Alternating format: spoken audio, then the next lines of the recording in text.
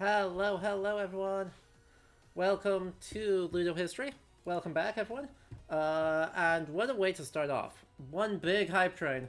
I'm seeing maybe just a smidge of lag. Looks like we're good now. So thank you Icarus, KJ, and Velith for the support and the subscriptions. Icarus with that 11 months of Prime.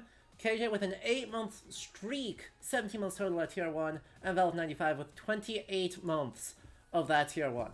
Hello everyone. We are currently in a hype train, which means, remember, you get bonus emotes, and it helps support the channel. For cheers, bits, donate, gifted subs, all the above. Velith with the 200 bits for that level 2 hype train. Let's go. How's everyone doing? Glad to see everyone's around. So I hope you are enjoying the chill and relatively springy tunes. Naturally, there's a nor'easter that's absolutely demolishing us right now, so it's perfect time for spring break tunes, courtesy of Overclocked Remix and their spring Overclocked University Spring Break album. And Parisian with that 8-month streak as well of Tier 1 subs, 17 months total. Thank you so much. I hope you are keeping well. Alright. So here's the plan for today, folks. We are firstly gonna just hang out, have some chatting, catch up on some news, upcoming talks, history and game stuff, and then we're gonna be jumping back into Kingdom Come Deliverance. It's been like almost 6 months since we played that, but, you know, in a post-Pentiment society, I want to see how my thoughts have changed. Because I think it might be actually super interesting. But first, I do want to see, like, just hang out for a bit with y'all, and see what's going on.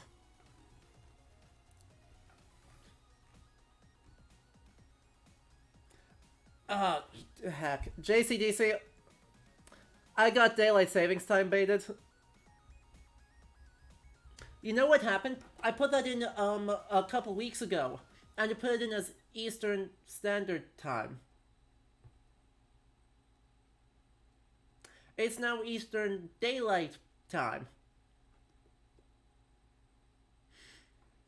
And Twitch didn't autocorrect it to local time zone. Big L on Twitch's part, big L on my part. So, whoops. 3 p.m. was the correct start time. It's 3:14. The problem is 3:14 Eastern Daylight Time. Which means it's, 2:15? Or did I just screw up? I may have also just screwed up. That may happen. This was the time I meant to go live. How that actually worked out, is a mystery. My bad. But yeah. So chat. Why does the US have daylight savings time earlier? Because screw you. There is no good reason, but it may be ending. Theoretically, maybe, this is the last time daylight savings time affects the US. Theoretically, maybe. In 2021, there was a bill passed in the Senate that says, in 2023, when we start daylight savings time, we will stay in daylight savings time year-round. So we'll stay at this current hour forward all year long. It has to be repassed because I don't think it ever made it through the House, so it got reintroduced earlier this month. So we'll see if that actually happens, but if it does, we'll be on daylight time forever. Please, please, please, please, please, please, please, please, please. One of the few L's, or one of the few W's the Senate actually has had recently, is acknowledging that it's stupid and we don't need to do that. Especially since we're 2 weeks offset from Europe. We start, and then 2 weeks earlier than European daylight savings time, so it just makes everything screwy for a bit. It would be so nice to have your cat not try to wake you up way too early. True. It would be so nice for the sun to not be up and out at God knows too early so I, like, get terrible sleep. Oh, that would be good. And Blues, thank you also for that resub at Tier 1. 30 months. 2.5 years. Good lord. What is time? I hate it. Anyway, you have issue with our South American partner. 2 weeks, 2 times a year, with the times the difference is whack. True. True. Yeah, generally speaking, I'm kind of suspicious that we're keeping daylight time all year round. That feels weird. But at the same time, I don't like the idea of sunrise at 4 a.m. So staying an hour forward seems good. Also, it would join Arizona and Hawaii. Arizona and Hawaii already don't have daylight savings time.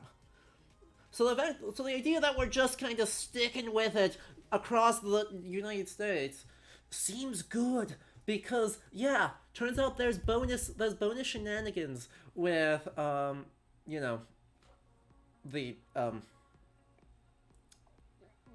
not every state following the same rules. It's goofy.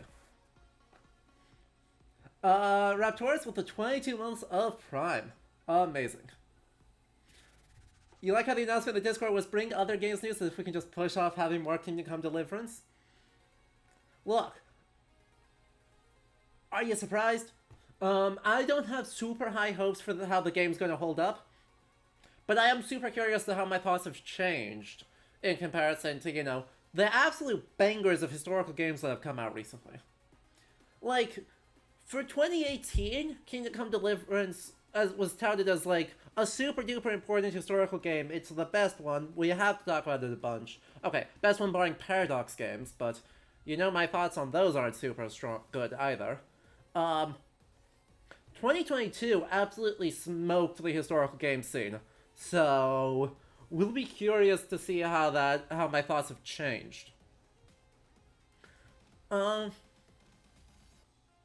comparison will make it more funny? Almost definitely. But yeah, on that note, I don't know, chat, do any of you have, like, fun news, things that you wanna talk about, get my, completely uninformed opinions on? Because there's a couple talks I've seen recently that are pretty cool. Like, if I click over here, this one, if you are in Czechia, I wonder if this will actually be recorded. It will be. Hey! On the 30th, the folks at Charles Games, who made Svoboda 1945, which I adore, and Aditat 1942, which I have yet to play on stream, are going to be giving a talk on making historical games. They do some super cool work with, like, the semi-educational game space, and serious historical games on contested pasts. So, V. Schischler, is going to be giving a talk at, Uniwersytet Karlova, and online, for free, you can go to. That's pretty cool. I don't know if I'll be awake at, 4:30 on a Thursday. Damn it, I'll be at work. The idea is good, though. So you all should go and report back as to how it is. Because... Oh. Let's see. Actually, is he giving it in Luxembourg? Oh yeah, so it's actually going to be in Luxembourg at the Center for Digital Humanities. But he's from Uniwersytet Karlova in Prague. So, that's a cool talk coming up if you all are interested in more people talking about history and games. The folks at Charles Games are super cool. And so I think it'll be a super interesting talk to get their opinions on it. Do you see the news for the latest AAA historical... No. The MLB one? Raptors, drop a link to that. I have not seen that, and I'm now extremely confused.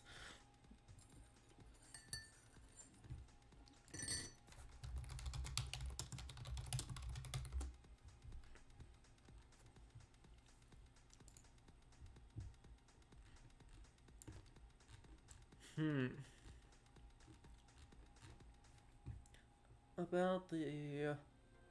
Huh. Let's see if you got that, if it's in the Discord here. Because I missed that entirely. We've got more of that, we've got more of that. We've got Andreas Mahler in Incolinati, which is very funny.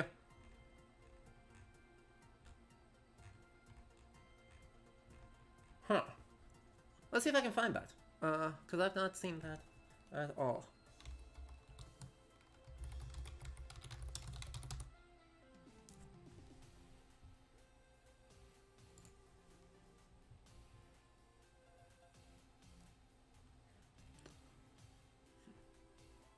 What the heck? What? Okay.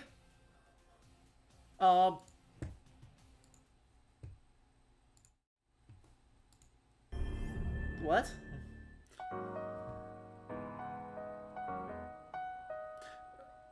This is the most bizarre museum experience, game museum experience since Fortnite. MLB The Show 2023 presents Storylines, a new game experience. I'm Bob Kendrick, president of the Negro Leagues Baseball Museum, and we're thrilled to partner with MLB The Show to take you on a journey back to the Negro Leagues and introduce you to some of the baddest brothers and sisters to ever play this game. I ain't no joke. I used to let the mic smoke. Now I slam it when I'm done and make sure. Dang. All right. I'm on board with it. I like to stand in a crowd and watch the people wonder. I mean, I'm confused, but I'm on board with it. I'm just to music, maybe it's a habit. I gotta use it, even if it's jazz. Dang. Okay. I know. Need to actually, like, look at 20th century sports history? Sure. That actually looks quite cool. I'm quite on board with that. I'm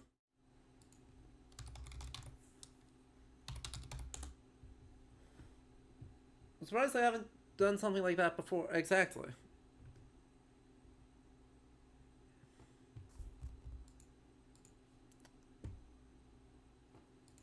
Yeah, wild.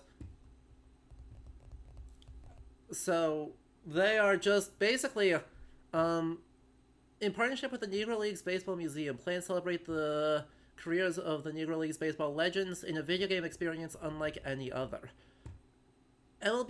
What is this game? MLB The Show.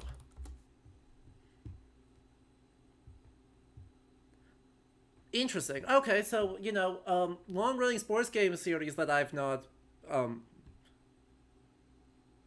since 2014 has been the only MLB baseball simulation video game. Okay, so it's one of those annual releases like the FIFA games, but for Major League Baseball, for the career management sim games. Except this one, they're releasing a storylines mode that is partnering with the Negro Leagues Baseball Museum. What the heck? That's hilarious. Like, that's hilarious. That's also confusing. These games sometimes the games industry just deeply confuses me. Like, I said, this might be the wildest, like, museum historical video game experience since Fortnite did an MLK Day Civil Rights Museum. Now, nothing will top that. Nothing will ever top that for being the most confusing video game event in the historical game space. But, you know, sure, I'm on board. Because, right, this is a game space that, like, I'm not familiar with, but I know is giga popular. So, right, I've got a lot of the same immediate gut reaction as what I had with when I heard Fortnite was doing that, which was, what? Hell yeah, what? Right, it's the what, hell yeah, what? Because massively popular game franchises adding historical modes in partnership with museums that are actually, like, well-researched and good? Super cool.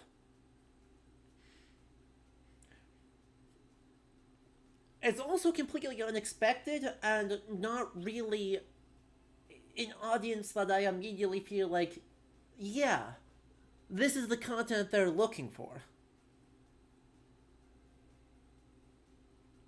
I mean, they disabled most of the they disabled all the weapons and most of the emotes in the Fortnite one. I hope they run it again so we can actually take a tour through it and be completely baffled. right? They disabled a lot of the stuff. But yeah, I hope Fortnite runs it again. I wonder if they are gonna do that.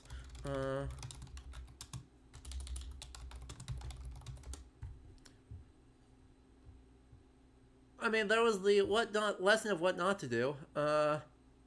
Boom. So it did return. It did return in 2022. They haven't announced if it's going to happen in 2023. Boo. Yeah, it's bad. Right? It was not great.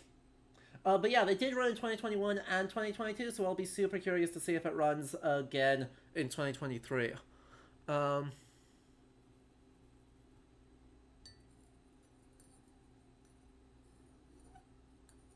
yeah. Polygon has a great article on it that compares it to Blackhaven, which was, great.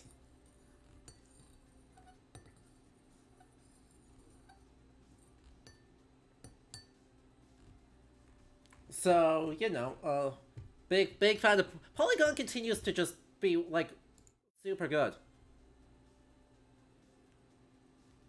Right, back in 2021, they compared it to Blackhaven, which based Polygon, another W for them. But yeah, okay, that's interesting news. There's the Gollum trailer. Yeah. Right, Lord of the Rings is its own bucket of worms. I am not super keen on the Gollum trailer, mostly because I don't care about, like, trying to play as Gollum that much. Are there, actually, speaking of Blackhaven, is there any news about Cassius?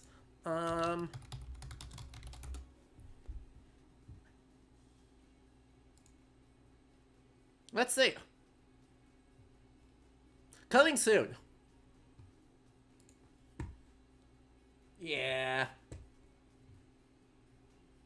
So, nothing yet. Sadly, nothing yet, and no updates from... No updates on Historiator's website about it, though. Or at least haven't dropped off the face of the earth, so, since they've, like, talked to Bob Whitaker, not that, only a couple months ago. So, yeah. You'd love if more sports simulations do stuff like this? They already put most of these people in their games as legendary players. A well-researched storyline set in those times will be fascinating. Oh, 100%. I'll just be super curious, right, how they manage the simulation aspects of it. I'm just not familiar enough with the space to make predictions. And I'll be super curious about audience reception, because I could imagine a lot of people being, kind of either review bombing it or just generally, like, not being super supportive of that mission, which would be bad. Like, not a fan. There's a lot of yikes attached to that, but I just don't know what to expect because I don't know the sports simulation game scene, like, at all. I have no clue what to expect for that.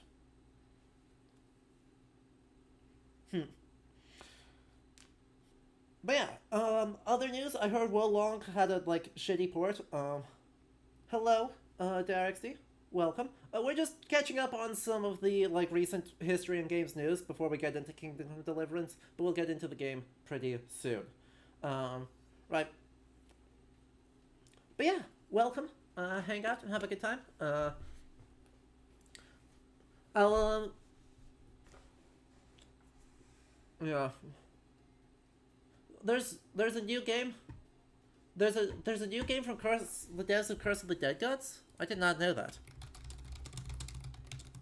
I'm fully out of the loop, apparently. Oh yeah, right. Dwarf Fortress has, like, a full release mode. Ravenswatch. Oh, that's by the same devs. I fully did not realize Ravenswatch was by the same folks who made. All right. Sure. Oh, that comes out in just a couple weeks. Interesting. Interesting. The world of Reverie is built on old folktales and legends From the Three Little Pigs to Norse mythology to the 1001 Nights, the Versionary tales are revisited in a dark fantasy style and add their timeless appeal to the atmosphere of Ravenwatch. God damn it! Heck!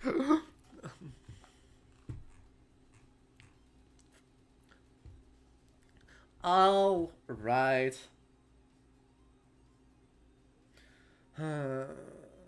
All right. Nope. It's on. It's on. I'm adding it to the list.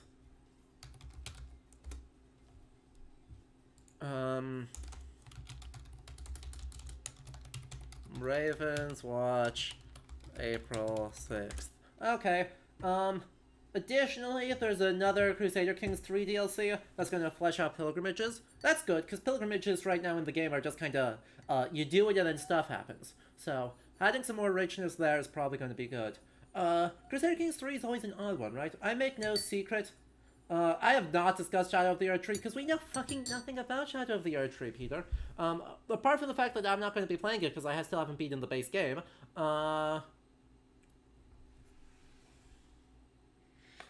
they're... It'll be curious, but right, they haven't... Oh, there's also that... Okay, there's so many games. This is what I'm here for. We're catching up, though. But yeah, Shadow of the Erdtree, right, we got a promotional image and a name for it. It's in development. Stay tuned for when it launches in 2025. Woo! Past that, I don't think we need to super worry about it yet. We'll be curious. Lamplighters. Let's take a look at this guy. The Lamplighters League is published by Paradox? Oh god, yep. No, you're right. This is the most 1930s pulp you could possibly have. There's also that Pinocchio game this year. Dragonwolf. Roundabout's Memorial Day. We are going to be doing several weeks of just a bunch of World War I games as one-offs. So we're going to do Valiant Hearts, we're going to do Battlefield 1, we're going to do Verdun. I think I have Verdun and Tannenberg. So we might take a look at both of those. There's got to be more World War I games. Well, I'll find more World War I games. I will do a bunch of streams of just like poking around in the World War I game space. So that's going to be around. That's going to be sometime in like May and early June.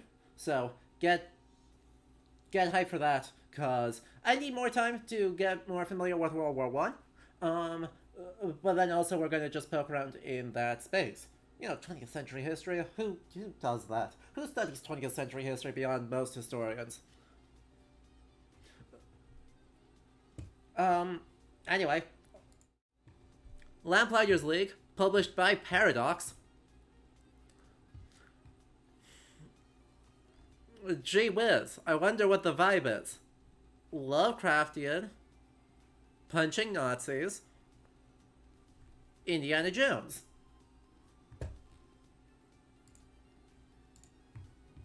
Who? Hooray! That's already pretty predictable, but hey. Oh, yep. Jungle vibe with a vibe that can't decide whether it's my Inkatech or Cambodian. Generic. Well, 15 months. Hello, Wolfie. What's that? An obligatory museum level with a dubiously reconstructed dinosaur?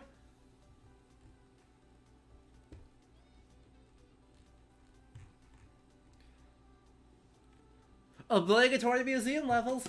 God, I should also do a while with a thing on obligatory museum levels, huh? But, you know, there it is, Raptorus. You're the one who brought it up.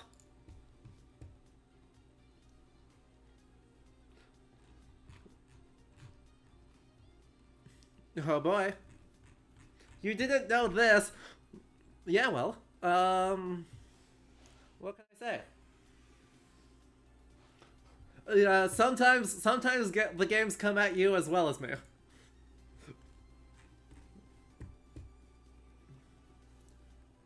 Oh boy, what a time, what a time. Um, let's see. Yeah, other Crusader Kings 3 news. There is adding marriage tours and tournaments. It's going to be that's good. Right. I don't super duper love the right. I make no secret about being like the only person in the history game space who doesn't like Paradox games very much, but I don't feel like the like hyper zoomed out simulation style works great for adding a lot of these things. But I'll be curious to see how more depth to it. We're gonna get some folks who are super good as Crusader Kings and super like actually super enjoy them on at some point when they are less wildly busy all the time. So 2027, stay tuned for that. Get hype.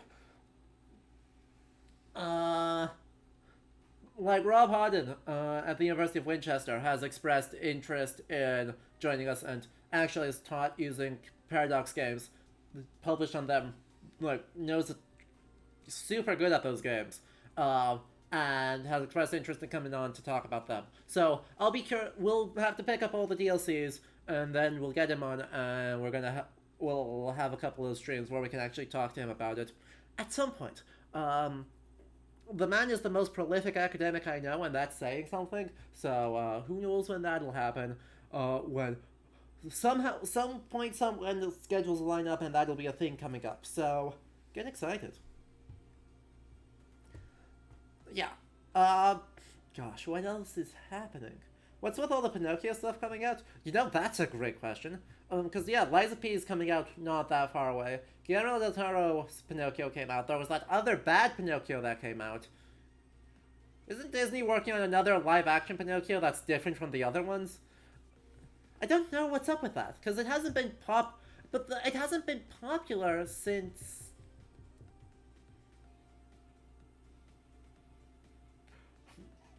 the 90s? Like, the Disney Pinocchio is from the 50s. And there was a brief resurgence with a bunch of like special editions when like I was a little kid. The Disney Pinocchio already came out. Oh. Huh. Missed that. So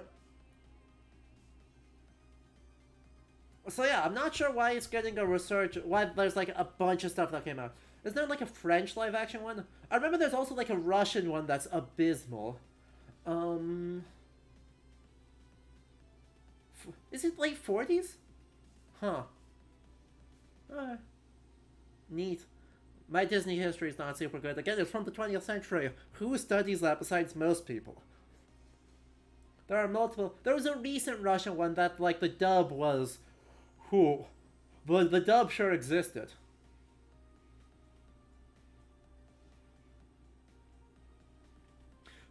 Yeah. But yeah, I have no idea. I'll be honest, I've got no idea why Pinocchio is having a resurgence. The dub gave one good meme.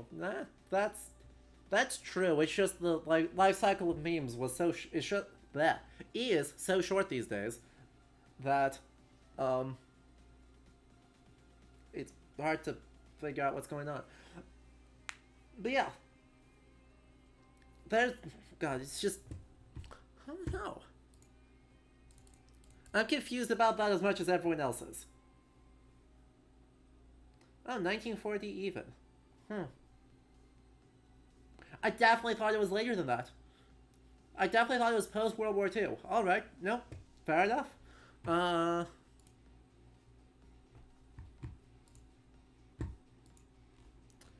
Anyway. Let's see. What else is happening? A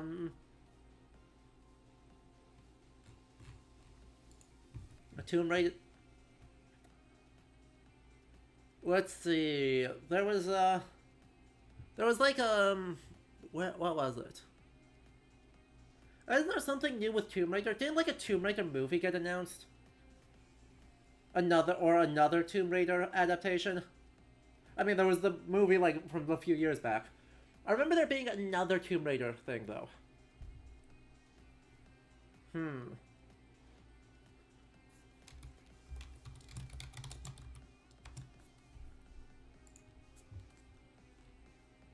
Yeah, there's an upcoming TV series that's supposed to launch this year starring Haley Atwell.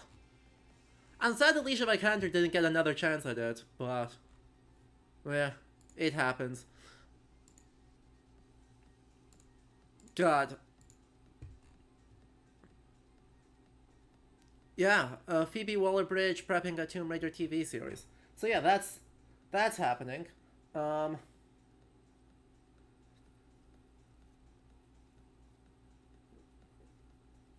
Oh yeah, and there was the Power Wash Simulator DLC that was Tomb Raider.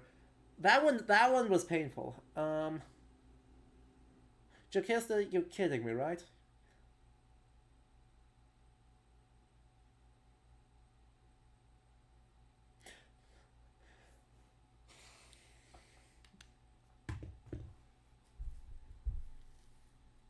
Just what Raid Shadow Legends needed. Even more money.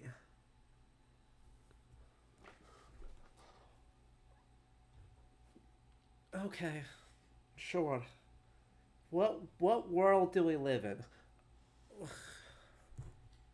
Goddamn.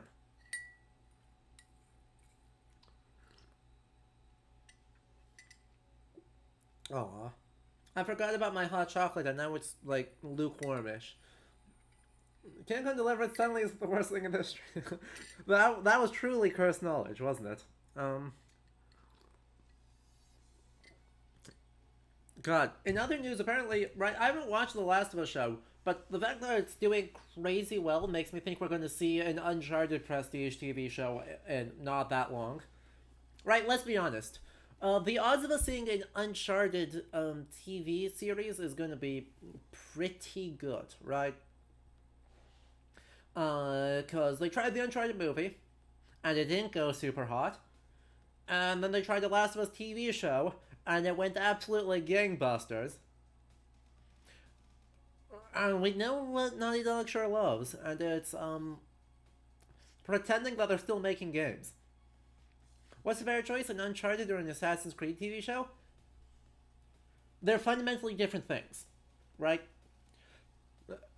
My ideal Assassin's Creed TV show is like in the style of like I don't know, like a Carmen Sandiego series or something, right? Where you're having short arcs, like 1 to 2 episodes, in different historical settings. And so you actually leverage the modern day and the Admis idea to be able to hop between times and present a like relatively nuanced, at least halfway educational idea, using the Assassin Templar conflict as an excuse for action sequences more so than as like the raw main point of the show. Exactly, just like your favorite historical TV media, Time Warp Trio.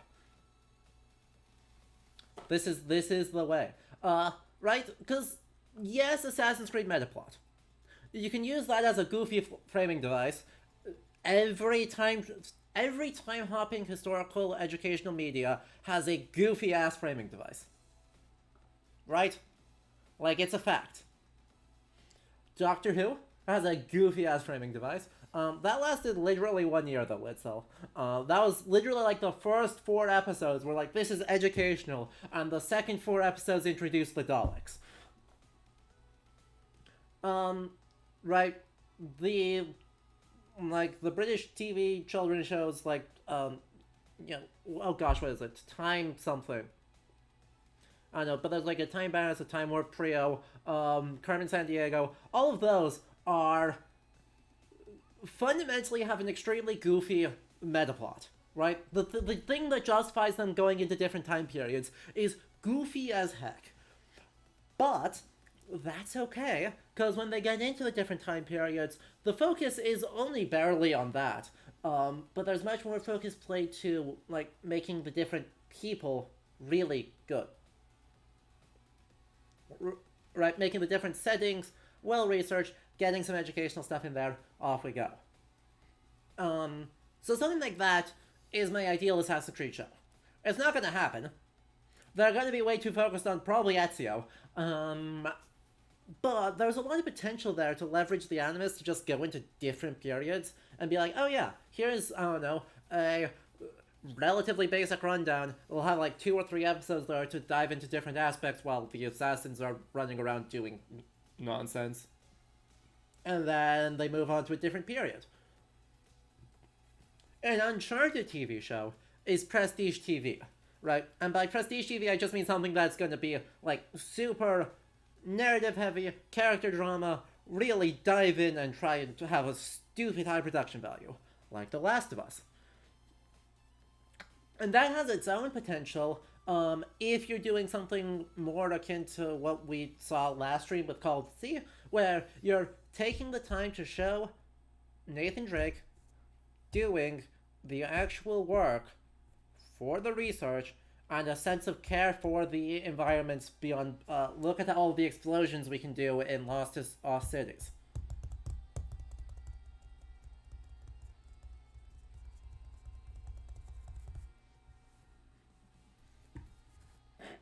It'll probably come out in 10 years.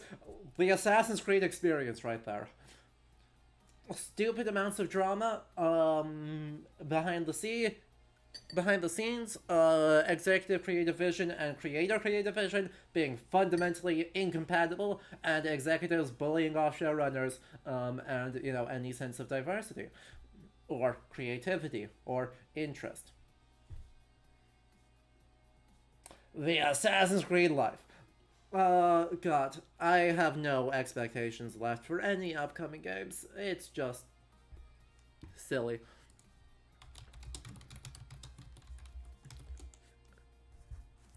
Huh. Raptoris with another one there, that I have completely missed.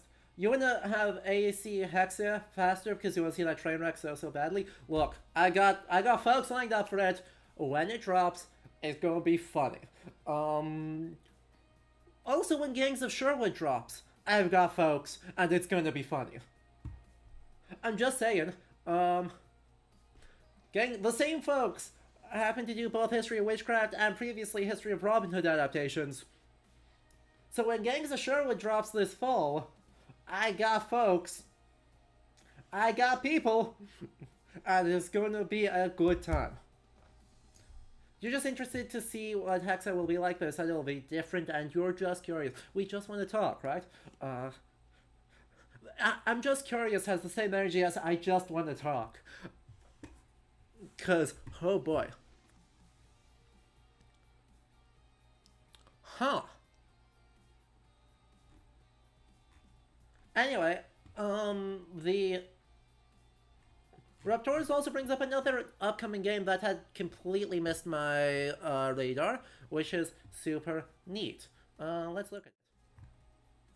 The Thaumaturge, a turn-based role-playing game, the events of which will take place in Warszawa in 1905. So Polish studio Fool's Theory, who made the Witcher remake, and that's their most high-profile thing, and publisher 11-Bit Studios, who have an absurd track record.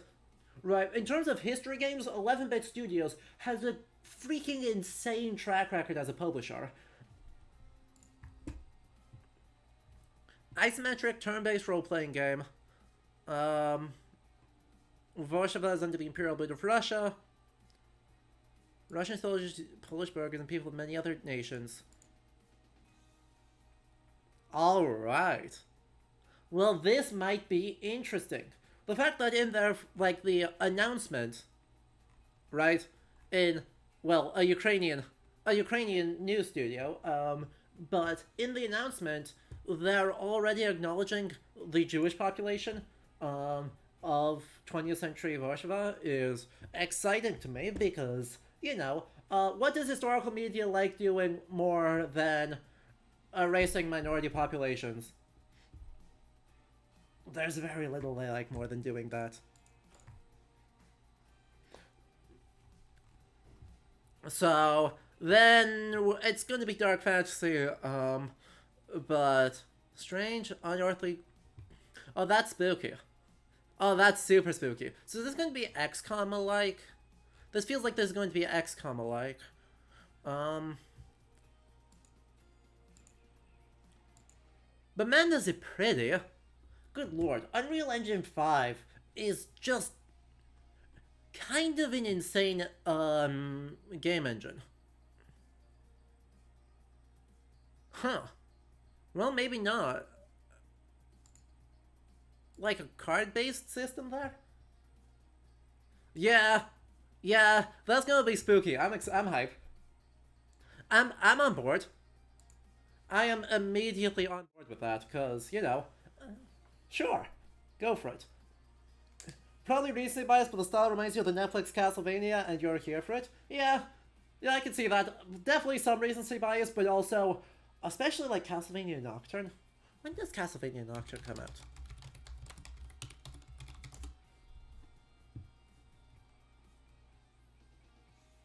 It hasn't been announced yet. Damn it! I want my Symphony of the Night.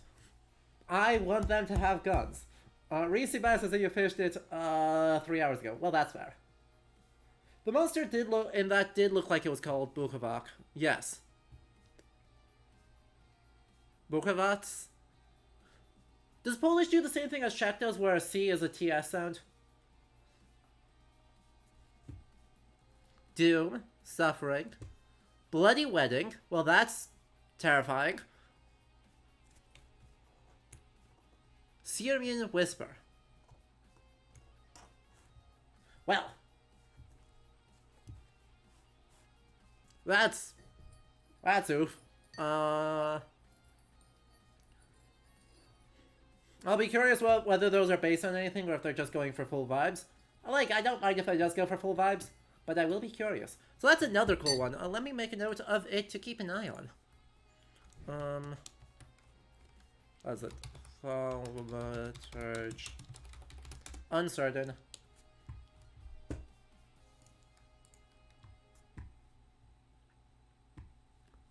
What else is coming out?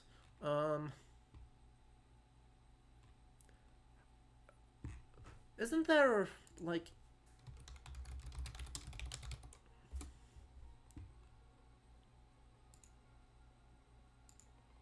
We've heard nothing new about the new Bioshock game. Alright. What else? We'll roughly translate to the Screamer, probably just vibes, you know? Yeah, good name. Good monster name right there.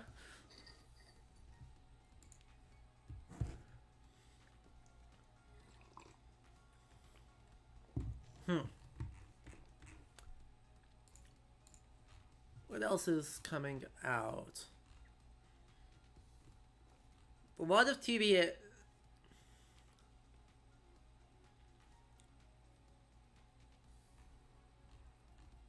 lot of to be announced.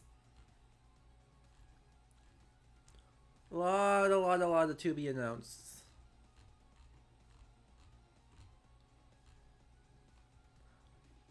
Oh yeah, there's that RTS, the Great War Western Front, which is gonna onto the World War I list. Well, Pokemon has such a weird relationship with, like, Imagine Past. Also, like, anything Japanese and RPG related at some point is gonna do Yamato no Orochi. Like, I was playing Golden Sun The Lost Age again for, like, the 15th time, a little bit ago. And their obligatory Japan stand-in, the entire plot was just getting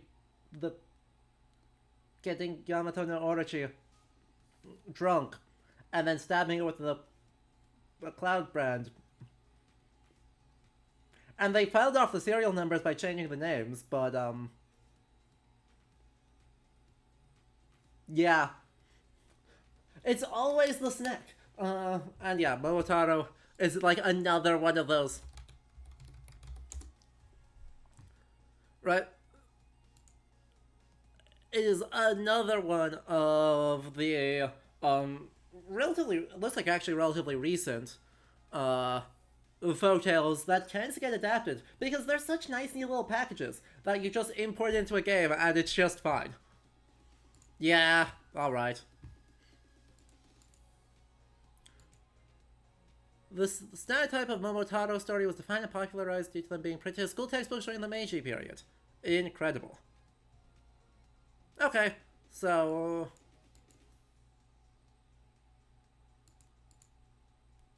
Incredible.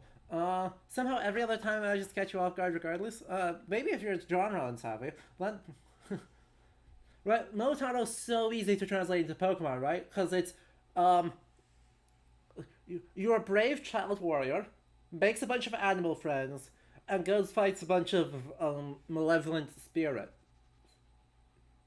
Literally free Pokemon content right there. Like, frankly, the only thing I'm surprised about with that news, Raptorus, is that it took them this long. Because that is the freest content I have ever seen.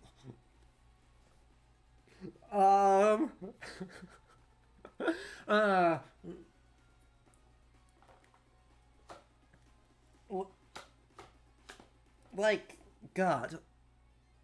I mean, it makes... the recent Pokemon games have had, like, a much weirder understanding of the past than some of the other stuff I've seen. Right? Like, they just kind of go for it? Like, Pokemon Legends Arceus just has, like, Greek ruins around because they can. Fucking whatever Scarlet and Violet are doing, especially Scarlet with their prehistoric life. Actually, everything about Arceus is just weird. Right, Arceus' whole vibe is weird because it's all like Edo period aesthetics and then Greek ruins, and it's very funny. But they generally haven't like adapted super clearly like folktales into the games until pretty recently. It's strange. But hey. That's neat. God. There's so many good content options here.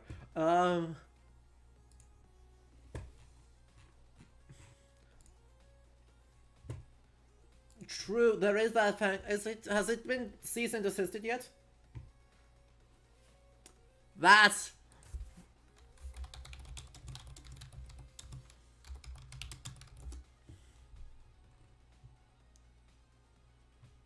yeah, Pokemon Africanus.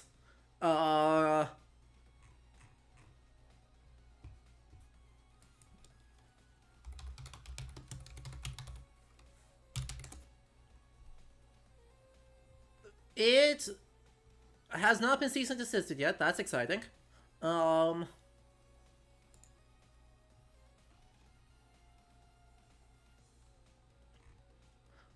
yeah, it's looks like a Gen 3 or Gen 4 ROM hack that is like a complete top to bottom remake set in the Second Punic War.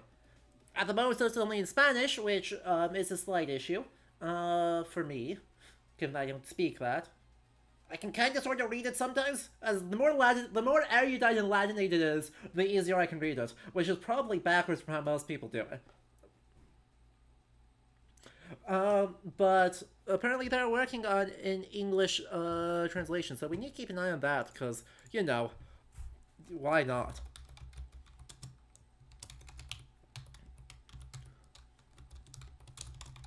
English translation TBD. Exciting. So, we're going to keep an eye on that as well when it comes out. We'll definitely play it. Anyway. My extremely rusty Latin still sometimes has its uses. Exactly. Anyway, though. I think that's a good amount of waffling, hanging out, hearing about, like, upcoming stuff, Because, I like to do that once in a while.